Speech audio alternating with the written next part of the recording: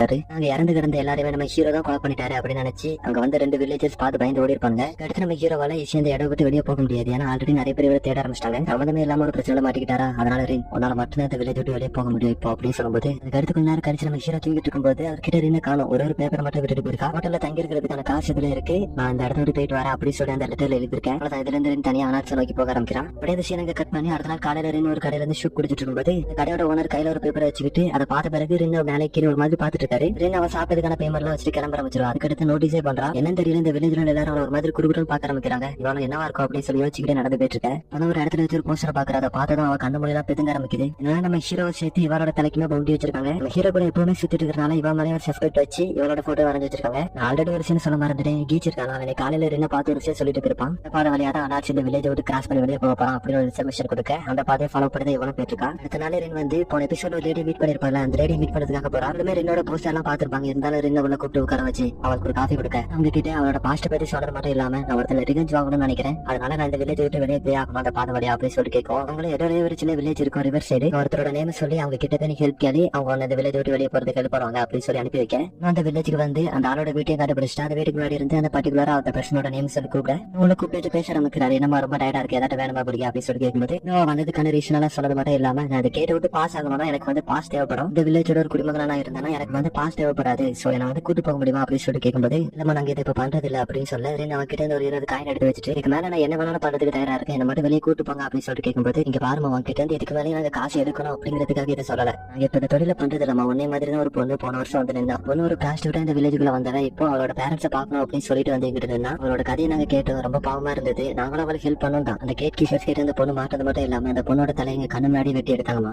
பொண்ணு இந்த வில்லேஜ் விட்டு கடத்த முயன்றதுக்கு ஒரு தண்டனையா என்னோட ஹோட்டலையும் இழுத்து மூடிட்டாங்க. பொண்ணு சாகும்போது எங்களால ஒண்ணுமே பண்ண முடியாத ஒரு நிலைமையில இருந்தோம். அதே மாதிரி ஒரு இதுக்கு மேலே யாருக்கும் நடக்கக்கூடாது அப்படிங்கிறதுக்காக தான் தொழிலை விட்டுட்டோம் அப்படின்னு சொன்னேன். அப்புறம் அவரோட பூஜை எடுத்து அவங்க காமிச்சது மட்டும் இல்லாம என்னோட தலை நினைச்சு நீங்க கவலைப்படணும் அப்படின்னு சொல்ல நைட்டு அங்க தங்க அனுப்பிச்சிருப்பாங்க. பலரும் அங்க பாத்ரூம்ல குளிச்சுட்டு இருப்பா. அப்ப அவரோட வைஃப் ரெண்டுக்கு தேவையான மாற்று துணி எல்லாம் கொண்டு வந்து ரெண்டு ஒரு சில விஷயங்கள் கேட்க ஆரம்பிக்கிறாங்க. அப்படி பேசும்போது இந்த விஷயத்துல எந்த அளவுக்கு டிட்டர்மைண்டா இருக்கா அப்படிங்கறது அவங்களுக்கு தெரிய வருது. அப்படின்னா சரி உன கூட்டு போறோம் அப்படின்னு சொல்லிட்டு ஒரு கத்தி எடுத்துட்டு உள்ள வருவாங்க.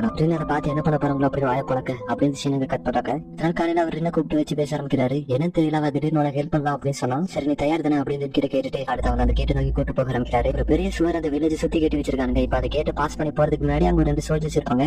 ஈஸியா கடந்து வந்துட்டாங்க. இதுக்கப்புறம் தான் பெரிய பிரச்சனை இருக்க போகுது அப்படின்னு சொல்லிட்டு உள்ள கூப்பிட்டு வர அங்க இந்த கேட்டை பாஸ் பண்ணி போறதுக்கு முன்னாடி ஒரு 3 பேர் உட்கார்ந்து இருப்பாங்க. அவங்க பேசி கன்ஃபர்மேஷன் வாங்கின பிறகு தான் இந்த வில்லேஜ் விட்டு வெளியே போக முடியும் போல. அவங்களுக்கு இவரை நல்லா தெரியும் இந்த வில்லேஜ் உள்ள தானே. சோ அந்த பொண்ணு யாரு அப்படின்னு சொல்லி கேட்க அங்க இப்ப இடவுல இருந்து மீனோ அப்படிங்கிற ஒரு வில்லேஜுக்கு போக வேண்டியது இருக்கு. என்னோட வைஃபோட தங்கச்சி அப்படின்னு சொல்லி இன்ட்ரோடியூஸ் பண்ண இவனை பார்க்கும்போது உன்னோட வைஃபோட சாயல் கொஞ்சம் கூட இல்லையா அப்படின்னு சொல்லி கேட்கும்போது இந்த 2 சிஸ்டர்ஸ் ஒரே மாதிரியான ஃபேஸ் அமைப்போட தான் இருக்கிறோம் அப்படின்னு எந்த ஒரு சட்டமும் கிடையாது அப்படின்னு சொல்லி சமாளிச்சிருவாரு. இவங்க பேசிட்டு இருக்கும்போது தான் இவளுக்கும் சேர்த்து பாஸ் கொடுக்க முடியுமா அப்படின்னு சொல்லி கேட்க அதுலதான் ஒரு பிரச்சனை இருக்குது. இதுக்கு முன்னாடி நீ ஒரு தப்பு பண்ணி உனக்கு ஒரு பேட் நேம் இருக்குது, அதுக்கு எங்களால இப்ப பாஸ் தர முடியும். ஆனா அந்த பொண்ணுக்கு பாஸ் கொடுக்கணும்னா நாங்க நிறைய இன்வெஸ்டிகேஷன் பண்ண வேண்டியது இருக்கு. கண்டிப்பா இந்த பொண்ணு இந்த வில்லேஜுக்குள்ள வந்திருக்கும் போது அவளோட நேம்ல ஒரு என்ட்ரி பாஸ் இருக்கும்ல, அந்த டேட்டா நாங்க செக் பண்ணுவோம் அப்படின்னு சொல்ல இவரு என்னெல்லாம சொல்லி சமாளிக்க ட்ரை பண்ணுவாரு. இவன் நிறைய தூரம் டிராவல் பண்ணி வந்திருக்கா, நிறையவே காசு செலவு இருக்கு. இப்படி எப்படி சொல்லி சமாளிச்சிட்டு இருக்கும்போது இவர் வந்து அவரோட பாடி நல்லா நோட்டீஸ் பண்ண ஆரம்பிக்கிறாரு. அவர் வந்து ரொம்பவுமே நர்வஸ் ஆகி பேசுறத வந்து இவர் நோட்டீஸ் பண்றாரு. அவங்க 2 பேருக்குமே இவன் பாஸ் தர தயார். அந்த பொண்ணு கிட்ட தனியா அவரோட வாழ்க்கை சம்பந்தமா ஒரு 3 கொஸ்டின் கேட்பேன், அதுக்கு மட்டும் அவன் சரியா ஆன்சர் பண்ணிட்டானா ஒரு பிரச்சனை இல்லாம நீங்க இந்த இடத்தோடு கடந்து போகலாம் அப்படின்னு சொல்ல இந்த சீனுக்கு கட் பண்ணிட்டு அடுத்த சீனை தனியா ஒரு ரூம்ல கூப்பிட்டு வச்சு இன்வெஸ்டிகேஷன் பண்ண ஆரம்பிக்கிறாங்க.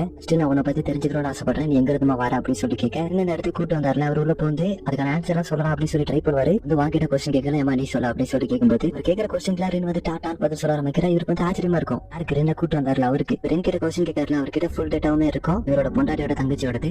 கிட்ட கொஸ்டின் கேட்கும்போது மாத்தி கொஸ்டின் கேட்பாரு. டேட்டா மாத்தி சொல்றதா இருக்கட்டும், இல்ல ஆளோட பேரையே மாத்திரதா இருக்கட்டும், அவரோட வாழ்க்கையில நடந்த இன்சிடென்ட் வேற ஒரு டேட்ல வச்சு சொல்றது, இந்த மாதிரி கேட்கும்போது அது திருத்தி கரெக்டா ஆன்சர் சொல்லும்போது இவர்கிட்ட வாயை பழந்து பாத்துட்டு பாரு. சிம்பிளா சொல்லணும்னா அந்த தண்டிச்சிருக்காங்களா அவங்களுக்கு வந்து ஒரு ஹஸ்பண்ட் இருந்திருப்பாங்க. அவங்க வந்து ஒரு இன் நடத்திட்டு வந்திருப்பாங்க. உங்களுக்குன்னு ஒரு குழந்தையும் உண்டு. ஒரு டைம்ல அந்த இன்னில வந்து திருடுறதுக்காக ஆட்கள் வந்திருப்பாங்க. நடந்த அந்த இன்சிடென்ட் இவரோட வாழ்க்கையில நடந்த இன்சிடென்ட்டோட சேர்த்து ஒரு எமோஷனல் கடந்து சொல்லும்போது ஆரம்பிச்சிருவா. சோ இவருமே நம்ப ஆரம்பிச்சிருவாரு. அவரோட கண்ணீரை நம்புறேன், சோ உனக்கான இன்டர்வியூஸ் கிடைச்சிருச்சுமா அப்படின்னு அவர் சொல்ல 2 பேரும் அவருக்கு தேங்க்ஸ் சொல்லிட்டு அந்த இடத்த விட்டு கிளம்பும்போது என்ன நுப்பாட்டி அவர்கிட்ட கடைசி ஒரு கொஸ்டின் கேட்கிறாரு. உனக்கு 2 குழந்தைகள் இருந்துச்சு அப்படின்னு சொல்லல, அவங்க 2 பேரும் இப்ப நல்லா இருக்காங்களா அப்படின்னு சொல்லி கேட்க அவங்க 2 பேரும் இப்ப நல்லா தான் இருக்காங்க அப்படின்னு சொன்னதும் நான் அவங்ககிட்ட கடைசி ஒரு கொஸ்டின் கேட்க நினைச்சேன், அதை மறந்துட்டேன் அப்படின்னு சொல்லிட்டு நீ வந்து 14 வயசுல பிரெக்னென்ட் ஆயிருக்க அப்படிதானே அப்படின்னு சொல்லிட்டு கேட்டா இவள ஆமா அப்படின்னு சொல்லிட்டு பதில் சொல்லுவா. 14 வயசுலயே டெலிவரி நடந்திருக்குன்னா அது வந்து ஒரு நார்மல் டெலிவரியா இருந்திருக்காது. சோ அதுக்கு வந்து கண்டிப்பா ஏதாவது எவிடன்ஸ் இருக்கும், அது இருக்குது இல்ல, நாங்க அதை வந்து இப்ப கன்ஃபார்ம் பண்ணோம் அப்படின்னு சொல்லிட்டு கேட்கும்போது உண்மைதானா அப்படிங்கறத செக் பண்றதுக்காக டாக்டர்ஸ் வர சொல்லுவாரா. நிறைய அவங்களாம் தேவையில்லை அப்படின்னு சொல்லிட்டு இந்த இடத்துல வந்து அவரோட ட்ரெஸ் எல்லாம் கலத்தி அந்த தடயத்தை காமிக்க உன நம்புறமா அப்படின்னு சொல்லிட்டு இதுக்கு மேல உனக்கு எந்த ஒரு கொஸ்டின் இல்ல நீ போகலாம் அப்படின்னு சொல்லிட்டு அனுப்பி வைக்க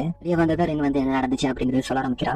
வைஃப் வந்து ரின் குடிச்சிட்டு இருக்கும்போது கத்தி எடுத்துட்டு வந்திருப்பாங்கல்ல, அதுக்கான காரணமே இதான் போல. இடத்துல வச்சு ரின் கிட்ட அவங்களோட சிஸ்டர் பத்தின எல்லா டீடைல்ஸுமே சொன்னது மட்டும் இல்லாம மாதிரி அவரோட வயிற்றுல கிழிச்சு விட்டது அவங்க தான். இடத்துல வச்சு நீ அந்த மாதிரி காமிக்கணும்னு அவசியம் இல்லமா அப்படின்னு சொல்லி கேட்கும்போது அவங்க செக் பண்ணி இருந்தா அது இப்போ பட்ட காயம் தான் அப்படிங்கறத கண்டுபிடிச்சிருப்பாங்க. இந்த இடத்துல நான் அப்படிதான் பண்ண வேண்டியதாயிடுச்சு அப்படின்னு சொல்லும்போது ரின் நீ பாத்து போவா அப்படின்னு சொல்லி அனுப்பி வச்சுட்டு திரும்ப போக ஆரம்பிக்கிறாரு. ரின்னுக்கு வந்து அவங்க லஞ்சம் செஞ்சு அனுப்பி வச்சிருப்பாங்க. சோ அதை எடுத்து ரின் சாப்பிடலாம் சொல்லிட்டு போகும்போது இதுல ஒரு லெட்டர் இருக்கும். அந்த லெட்டர் வந்து அவங்களோட வைஃப் தான் எழுதி வச்சிருப்பாங்க. அந்த லெட்டர்ல என்ன எழுதி இருக்குன்னா, நீ வந்து 20 காயின்ல நாங்க பாதி எடுத்து மீதி வீட்டுல வச்சிருக்கோம், மீதி பாதி காயின்ல நானும் என்னோட புருஷனும் பாதி பாதி ஷேர் பண்ணிப்போம் அப்படின்னு சொல்லி எழுதிருக்கேன். இன்னும் உள்ள திறந்து பார்த்தா எல்லா காயினுமே அந்த லட்சியில தான் இருக்கும். அவங்க ஒண்ணு கூட எடுக்கல போல.